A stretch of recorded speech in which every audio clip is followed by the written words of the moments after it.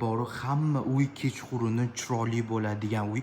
Bu uyimizda ham o'sha gaplarga qo'shiladi. Qarasanglarchi, ko'rasizmi? Fasad qismlari shunaqa kechqurun shunaqa chiroyli bo'lib beradigan uyimiz bo'ladi. Aynan shom payti shunaqa chiroyli bo'lib turibdi, ko'rsanglarchi. Bu yerda bemalol darvozaxonasi. Bu uyimiz Mirzo Ulug'bek tumani Dagestanskiyda joylashgan uyimiz bo'ladi.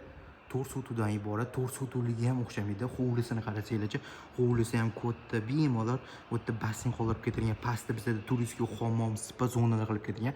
Uyimiz 3 qavat, 4 qavatlardan iborat. U mansarda ham to'liqonli foydalanish uchun tayyor qilingan.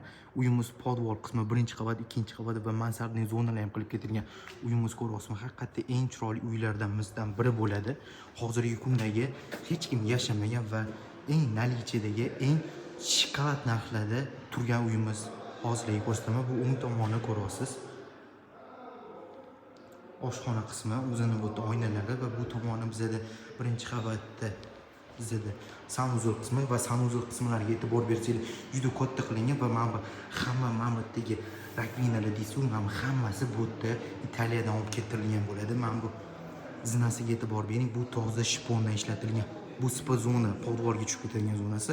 Bu 1-qavat uchun ota-onalar uchun yotoqxona. Va bu tomoni bizda zal qismimiz bo'ladi, ko'ryapsiz. Zal qismlari ham juda ham katta qilingan panoramik oynalarda.